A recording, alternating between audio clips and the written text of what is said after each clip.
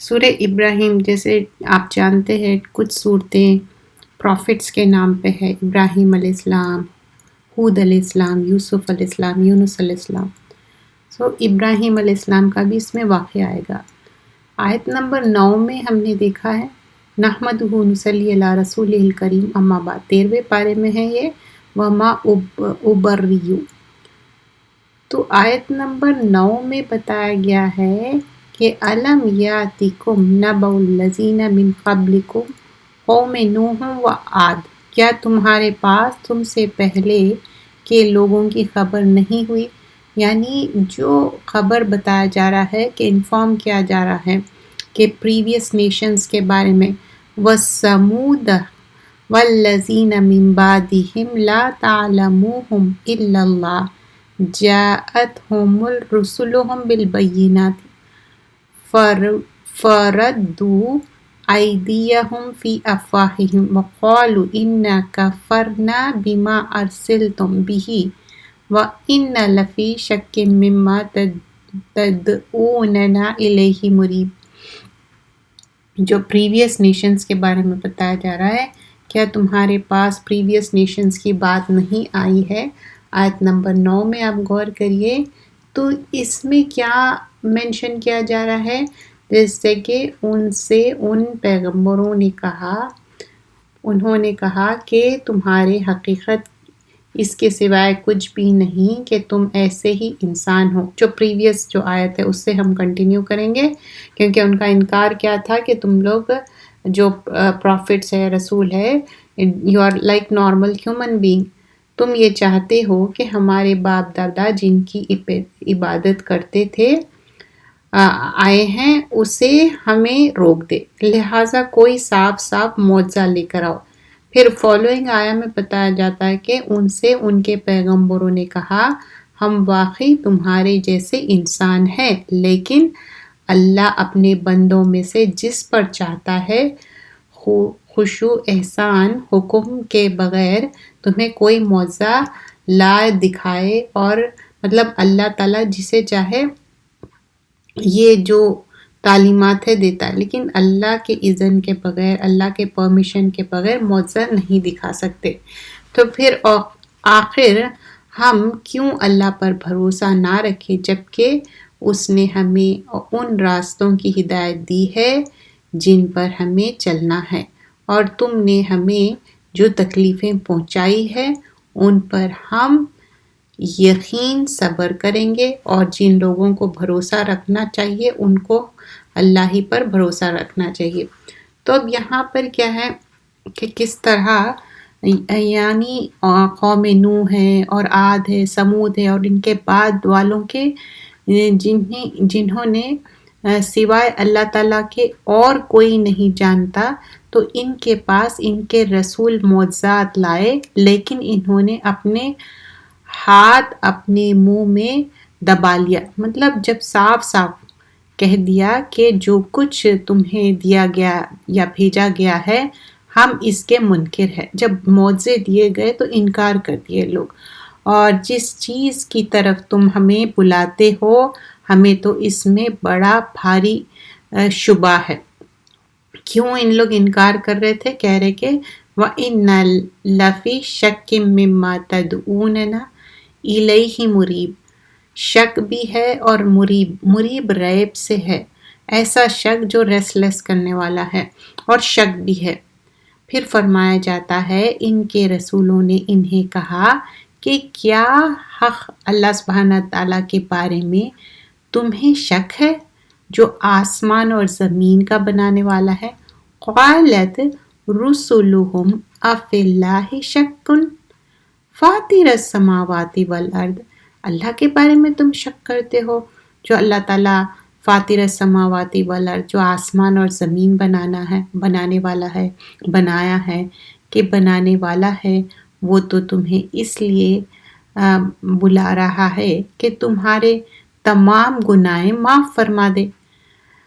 یدعوکم لیغفر لکم من ذنوبکم ویؤخرکم الی اجل مسمی. کیوں بلا رہے؟ تاکہ تم کو فگیونیس کرے، تم معافی مانگ لو، ابھی بھی ٹائم ہے، اور ایک مقرر وقت تک تمہیں مہلت عطا فرمائی جاری ہے. یؤخرکم الی اجل مسمى کیا ہے؟ ایک ٹائم پیریڈ. ہر انسان کا کتنا ٹائم پیریڈ ہے؟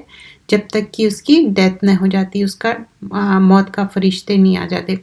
قالوا ان انتم الا بشر مثلنا تريدون ان تصدونا عما كان يعبد آباؤنا فأتونا بسلطان مبین. اور ایک مقرر وقت تک تمہیں مہلت عطا فرمائی گئی ہے. انہوں نے کہا کیا تم تو ہم جیسے انسان ہو؟ تم چاہتے ہو کہ ہمیں ان خداؤں کی عبادت سے روکو جس کی عبادت ہمارے باپ دادا کرتے آ رہے ہیں. تو اب یہاں پر ان کا انکار کیا ہے کہ باپ دادا کرتے آ رہے ہیں. اچھا تو ہمارے سامنے کوئی کھلی دلیل پیش کرو. آیت نمبر 10 سورۃ الابراہیم. تو اب یہاں پر مفسرین نے اس کے مختلف معنی بیان کیے ہیں. مثلا انہوں نے اپنے ہاتھ اپنے منہ میں رکھ لینا جو پریویس آیت میں تھا، اس کا مطلب کیا ہے؟ صرف کچھ باتیں بتانا، کچھ باتیں چھپانا، اور جو بھی رسالت تھی وہ سارے منکر کر رہے تھے، انکار کر رہے تھے. انہوں نے اپنے انگلیوں سے اپنے منہ کی طرف اشارہ کر رہے تھے اور خاموش رہ رہے تھے اور پیغمبروں کے باتوں کو چھپا رہے تھے. اور پھر انہوں نے اپنے ہاتھ اپنے منہوں پر ڈال رکھے تھے، یعنی لٹرلی. اور آیت نمبر 119 سورۃ آل عمران میں آتا ادو علیکم انامل من الغیظ، وہ تم پر اپنی انگلیاں غیظ سے چبا لیتے ہیں. مطلب ان کو اتنا غصہ آ رہا تھا. مطلب اللہ سبحان اللہ تعالیٰ کے بارے میں شک کر رہے جو آسمان و زمین کا خالق ہے، اور جو ایمان توحید کی دعوت دے رہے تھے اور گناہوں سے پاک کرنے کی بات کر رہے تھے. اس کے باوجود ان کے جو خالق، جو آسمان اور زمین کا خالق اللہ ہے، اس کو چھوڑ کے اپنے معبودوں کو مان رہے تھے. اور پھر اس میں یہ بھی بتایا جا رہا ہے کہ یہ کافر اور کافر کو جو انکار کرنے کی وہ ریزن کیا کہہ رہے تھے کہ تم ہمارے جیسے انسان ہیں، کیا ہم تمہاری بات پہ یقین کریں؟ بات تو انسان کی ہے، ٹھیک ہے، وہ نارمل ہیومن بینگ ہے، لیکن جو بات کر رہے تھے وہ اللہ کی بات ہے. جو پریویس اسکرپچرز بھی ہے، چاہے موسیٰ علیہ السلام کا اسکرپچر ہو تورا، تو وہ سب اللہ کا بھیجا ہوا کلام تھا. وہ لوگ اپنے خود سے نہیں لائے تھے، لیکن جس کو انکار کرنا تھا اس کا ریزن کیا تھا؟ سٹبننس تھا، ایروگنس تھا، اور لیک آف نالج تھا. ان کے پیغمبروں نے ان سے کہا یہ تو سچ ہے کہ ہم تم جیسے ہی انسان ہیں، لیکن اللہ تعالیٰ اپنے بندوں میں سے جس پر چاہتا ہے اپنا فضل کرتا ہے.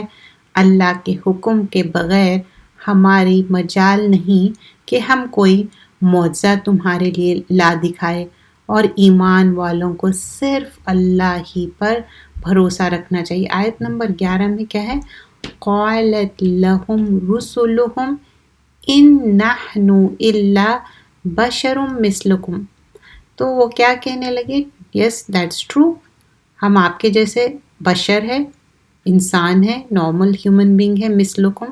ولیکن اللہ، لیکن اللہ سبحانہ اللہ تعالیٰ یمن علی من یشاء، اللہ تعالیٰ جس کو چاہے یہ فیور دے. کیا فیور تھا؟ من عبادہ، ہم سب اللہ کے بندے ہیں، سلیو ہے. وما کان لنا ان ناتیکم بالسلطان الا باذن اللہ. تو اللہ تعالیٰ جو دین کی روشنی دیے، دولت دیے، دین کے بارے میں نالج دیے، وہ اللہ کے اذن سے ہے، اور ہم نارمل ہیومن بینگ ہے، لیکن اپنے خود سے کوئی دلیل نہیں لا سکتے. بسلطان الا باذن اللہ، بغیر پرمیشن کے، بغیر اللہ کے پرمیشن کے بغیر کوئی بھی دلیل نہیں لا سکتے، کوئی بھی معجزہ نہیں لا سکتے. اور فرمایا جا رہا ہے وَعَلَى اللَّهِ فَلْيَتَوَكِّلِ الْمُؤْمِنُونَ، تم صرف اور صرف اللہ پہ بھروسہ کرو. We have to only completely بھروسہ کس پہ کرنا ہے؟ اللہ سبحانہ اللہ تعالیٰ پہ بھروسہ کرنا ہے.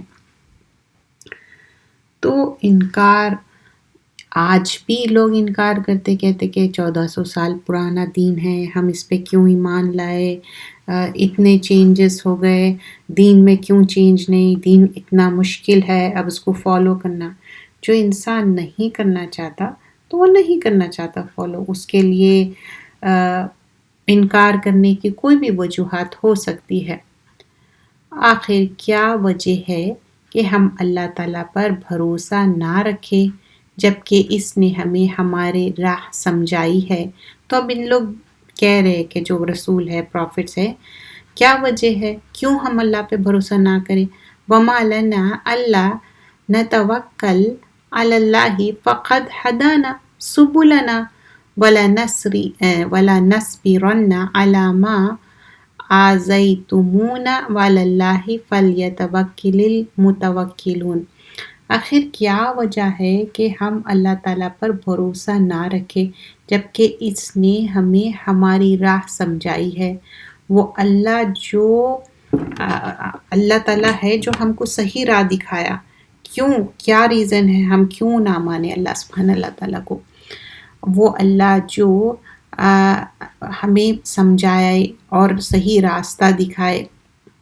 اور یہ سبلنا ہدایت کی راستہ کی بات ہو رہی. وقد ہدانا ہدایت کا راہ، سبلنا راستہ ہدایت کا.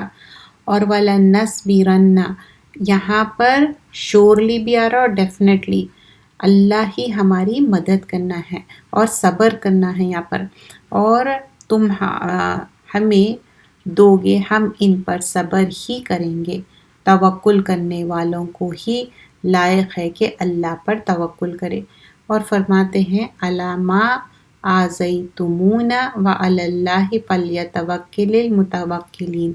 تو تم کتنا بھی ایذا دو، کتنی بھی تکلیف دو، ہم اس پر صبر کریں گے اور اللہ پہ توکل کرنا. اور توکل کرنے والے صرف اور صرف اللہ پر ہی توکل کرتے ہیں. وقال الذین کفروا ولرسولہم لنخرجنکم من ارضنا.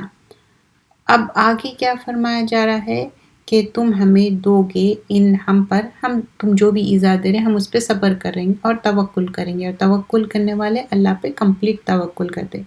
تو اب کافروں نے اپنے رسولوں سے کہا کہ ہم تمہیں ملک بدر کر دیں گے. اب دیکھیے جب کوئی بات نہیں ماننا رہتا، دس از لائک دھمکی دینا کہ ہم آپ کو ایکسپیل کر دیں گے، یہاں سے نکال دیں گے. لا تعودن فی ملتنا اوحی الیہم ربہم لنہلکن الظالمین. ہم یہاں سے کیا کریں گے؟ نکال دیں گے یا تمہیں پھیر دیں گے، ہماری مذہب سے لوٹ جاؤ. تو کہہ رہے کہ کیا تم ہمارے مذہب سے ہم کو پھیر دینا چاہ رہے ہیں؟ تم یہاں سے چلے جاؤ، لوٹ جاؤ. اور تو ان کے پروردگار نے ان کی طرف وحی بھیجی کہ ہم ان ظالموں کو کوئی غارت کر دیں گے. تو مطلب بتایا جا رہا ہے ایک بات کمپلیٹ ہو گئی، حجت تمام ہو گئی، اس کے بعد کیا ہوگا؟ عذاب آ جائے گا. وَلَنُسْكِنَنَّكُمُ الْأَرْضَ مِنْ بَعْدِهِمْ ذَلِكَ لِمَنْ خَافَ مَقَامِي وَخَافَ وَعِیدِ. اور ان کے بعد ہم خود تمہیں اس زمین میں بسائیں گے. یہ ہے ان کے لیے جو میرے سامنے کھڑے ہونے کا ڈر رکھتے ہیں اور میری وعید سے خوف زدہ ہوتے ہیں. تو اللہ کا ڈر بھی ہونا چاہیے اور اللہ سے امید بھی ہونا چاہیے. فَاسْتَفْتَحُوا وَخَابَ كُلُّ جَبَّارٍ عَنِیدٍ. اور انہوں نے فیصلے طلب کیا اور تمام سرکش دادی لوگوں کو نامراد ہو گئے، مطلب ڈسپیر، مایوس بھی ہو گئے. مِنْ وَرَائِهِمْ جَہَنَّمُ وَيُسْقَى مِنْ مَاءٍ صَدِیدٍ. اس کے سامنے دوزخ ہے جہاں وہ پیپ کا پانی پلائے جائیں گے. لا تجعلنا منہا، اللہ تعالیٰ ہم کو اس میں سے نہ کرنا۔ تو یہاں پر بتایا جا رہا ہے کہ کس طرح وہ انکار کر رہے تھے۔ جیسے اور بھی کئی مقامات پر اللہ سبحانہ اللہ تعالیٰ فرمائے، ویسے ہی یہاں پر وَلَقَدْ سَبَقَتْ كَلِمَاتُنَا لِعِبَادِنَا الْمُرْسَلِينَ إِنَّهُمْ لَهُمُ الْمَنْصُورُونَ وَإِنَّ جُنُودَنَا لَهُمُ الْغَالِبُونَ۔ سورۃ الصافات کی آیتیں ہیں، اور پہلے ہو چکا ہمارے حکم اپنے ان بندوں کے حق میں جو رسول ہے کہ بے شک وہ منصور اور کامیاب ہو، اور ہمارے لشکر بھی غالب ہوں گے۔ کتب اللہ لَأَغْلِبَنَّ أَنَا وَرَسُولِي، سورۃ المجادلہ میں فرمایا جاتا، آیت نمبر 21، اللہ نے یہ بات لکھ دی ہے کہ میں اور میرے رسول ہی غالب ہوں گے۔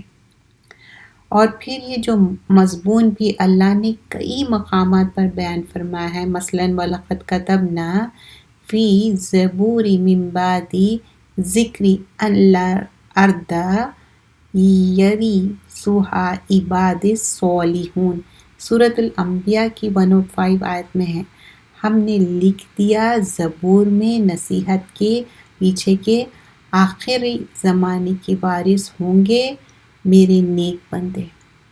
تو مزید سورۃ الاعراف میں بھی ہے یہ مینشن، آیت نمبر 127 سے 137۔ چنانچہ اس کے مطابق اللہ تعالیٰ نے نبی اکرم صلی اللہ علیہ وسلم کی مدد فرمائی، آپ کو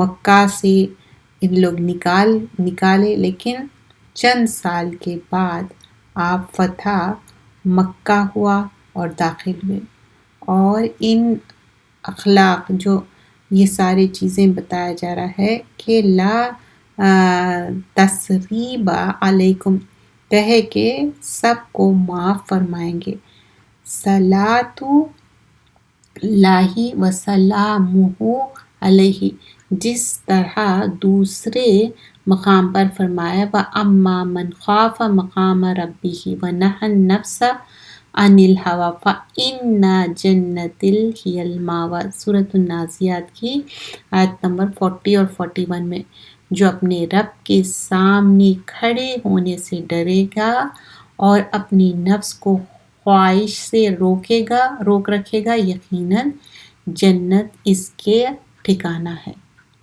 وَلَمَنْ خَافَ مَقَامَ رَبِّهِ جَنَّتَانِ، سورۃ الرحمن آیت نمبر 46 میں ہے، جو اپنے رب کے سامنے کھڑے ہونے سے ڈرے گا اس کے لیے 2 جنتیں ہیں۔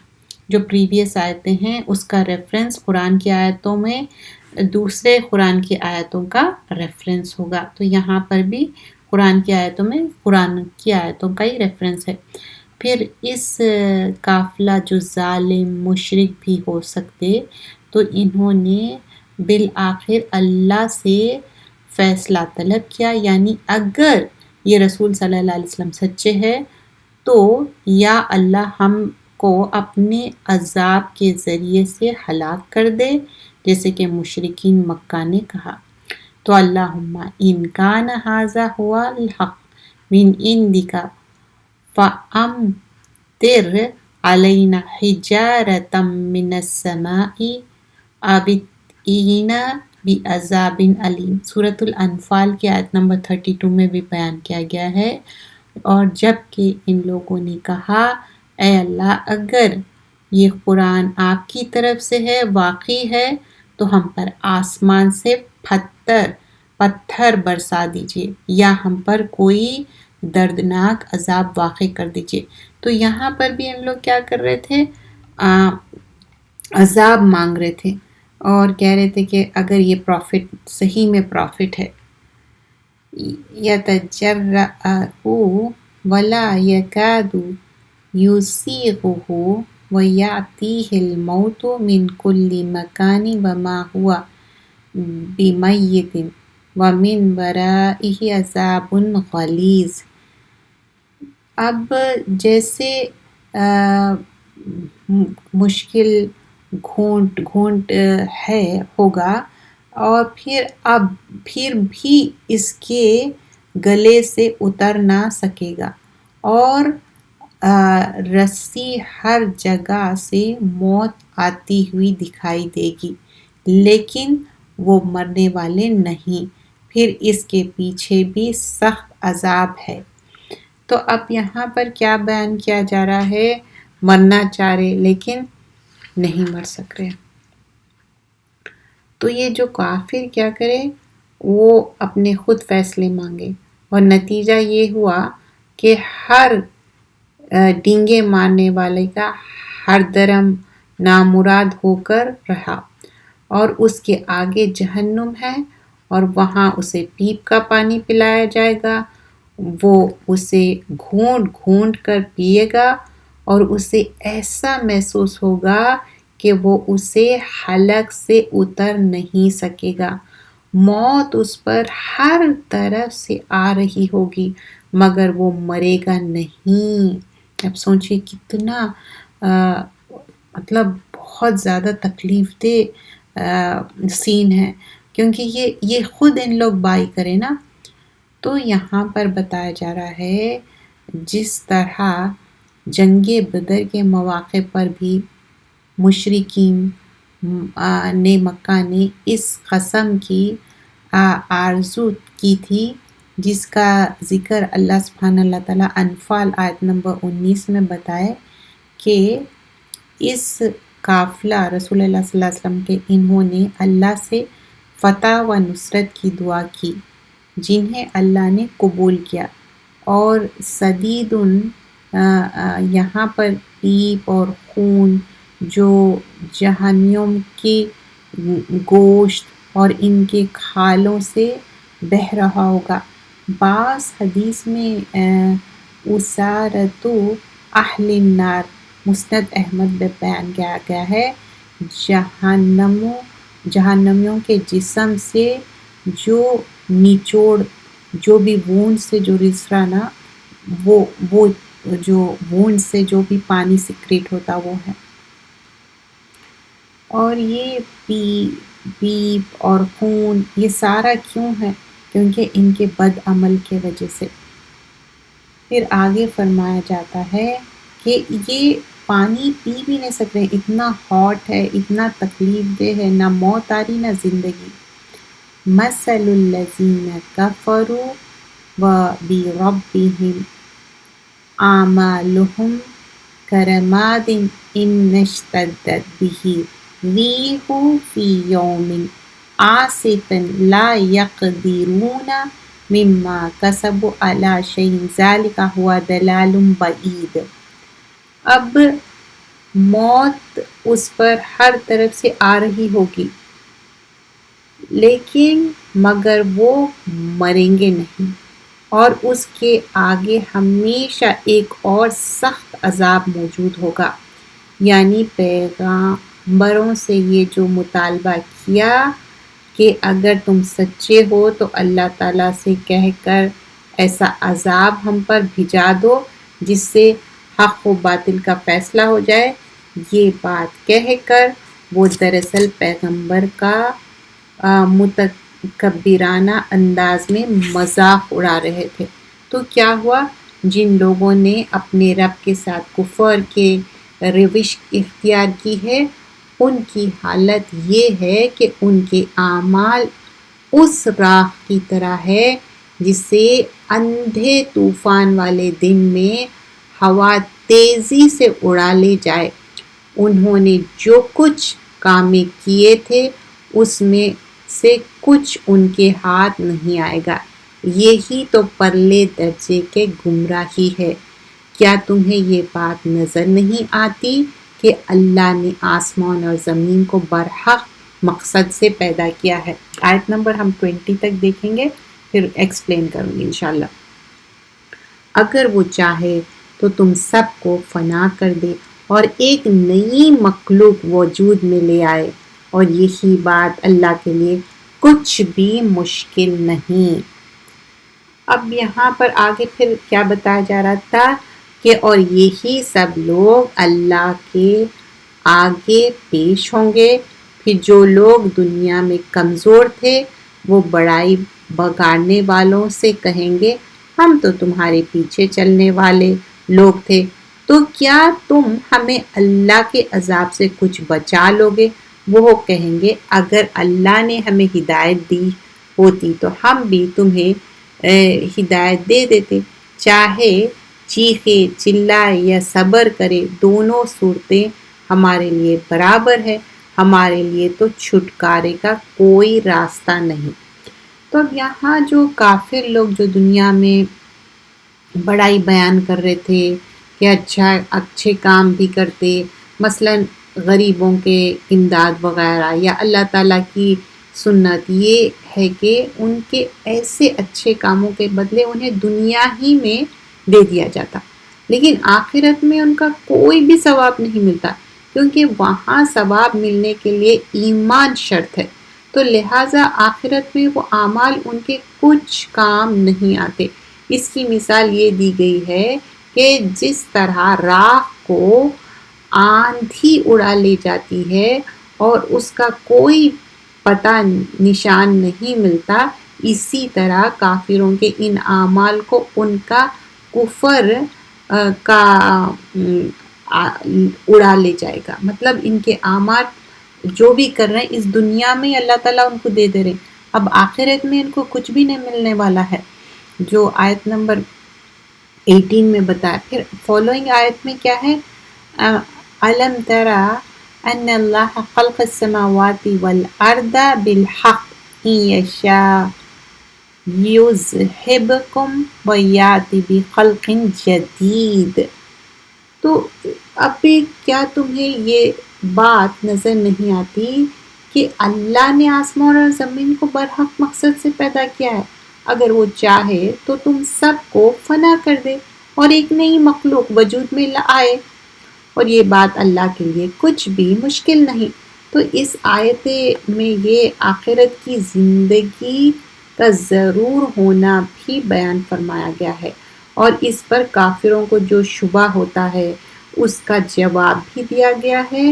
پہلے تو یہ فرمایا گیا ہے کہ کائنات کی تخلیق کا ایک برحق مقصد کے لیے کیا گیا ہے، اور وہ مقصد یہی ہے کہ اللہ سبحانہ اللہ تعالیٰ کے فرما برداروں کو انعام دیا جائے اور نافرمانوں کو اور ظالموں کو سزا ملے۔ اگر آخرت کی زندگی نہ ہوتی تو نیک اور بد سب برابر ہو جاتے، لہٰذا انصاف کا تقاضا یہی ہے کہ دنیا کے بعد ایک دوسرے زندگی ہے جس میں ہر انسان کو اس کے مناسب بدلہ دیا جائے گا۔ وہ کیسا ہوگا؟ کیا ہم اس دنیا میں کیا کر کے گئے؟ تو کافروں کا یہ اعتراض کہ مر کر مٹی میں مل جانے کے بعد انسان کسی طرح دوبارہ زندہ ہوگا، تو اس کا جواب اگلے جملے میں یہ دیا گیا ہے کہ اللہ تعالیٰ کی قدرت میں تو یہی ہے کہ ان سب کو فنا کر دیں گے ایک نئی مخلوق پیدا کر کے، اور ظاہر ہے کہ مخلوق کو بالکل عدم سے وجود میں لانا زیادہ مشکل کام نہیں، کیونکہ اللہ تعالیٰ بڑے بڑے زمین اور آسمان بنائے تو اس پر موت طاری کر دیے اور زندہ کر دے، اور اس کے مقابلے میں زیادہ آسان کیا ہے؟ جب اللہ سبحانہ اللہ تعالیٰ پہلی بار بنائے تو کیا دوبارہ نہیں بنا سکتے؟ اس بنا سکتے ہیں۔ تو پھر فالوئنگ آیت میں کیا بتایا جا رہا ہے کہ اور یہ سب لوگ اللہ کے آگے پیش ہوں گے، پھر جو لوگ دنیا میں کمزور تھے وہ بڑائی بگاڑنے والوں سے کہیں گے کہ ہم تو تمہارے پیچھے چلنے والے لوگ تھے، تو کیا اب تم ہمیں اللہ کے عذاب سے کچھ بچا لوگے؟ وہ کہیں گے کہ اگر اللہ نے ہمیں ہدایت دی ہوتی تو ہم بھی تمہیں ہدایت دے دیتے، چاہے ہم چیخے چلائے یہ صبر کرے دونوں صورتیں ہمارے لیے برابر ہیں، ہمارے لیے چھٹکارے کا کوئی راستہ نہیں۔ تو اللہ تعالیٰ کے ساتھ یہاں جو شرک کرنا اور یہ ساری چیزیں اللہ تعالیٰ معاف کرنے والا ہے۔ اگر شرک کی معافی اس دنیا میں مانگ لے، اگر نہیں مانگیں گے تو پھر اس کا عذاب ملنے والا ہے دنیا میں بھی اور آخرت میں۔ تو جس طرح جنگ بدر کے مواقع پر بھی مشرکین مکہ اسی قسم کھائے، اور لیکن شیطان کس طرح بھٹکایا، لیکن کیسا دعا کرے تو جنگ بدر میں کیسا وکٹری ملی۔ اور پھر یہاں پر بتایا جا رہا ہے کس طرح وہ موت کی آرزو کریں گے، لیکن موت وہاں نہیں آئے گی، اور ان کو اتنی تکلیف۔ اور قیامت والے دن کافروں کے اعمالوں کا بھی یہی حال ہوگا، اس کوئی اجر نہیں ملے گا۔ اور یہاں پر یہ جو نافرمانی ہے اس سے باز نہیں آ جائیں گے، تو اللہ تعالیٰ اس دنیا میں بھی ان کو سزا دیں گے اور آخرت میں بھی۔ یہ مضمون جیسے سورۃ الفاتر میں بھی آیا، اور سورۃ محمد میں بھی آیا، اور سورۃ النساء میں بھی بیان کیا گیا ہے۔ سب میدان محشر میں اللہ کے سامنے ہوں گے، اور جو اچھے اعمال کر کے آئے ان کو اللہ تعالیٰ بچائیں گے۔ تو اب یہ سارا معاملہ ہمارے اعمال پہ ہوگا، تو جہنم سے بچنے کے لیے اس دنیا میں اچھے اعمال کر کے ہی وہاں جانا ہے، تبھی چھٹکارا ہے، ورنہ اور کوئی چھٹکارا نہیں پا سکتا۔ جزاک اللہ خیرا کثیرا، سبحانک اللہم بحمدک، نشہد ان لا الہ الا انت،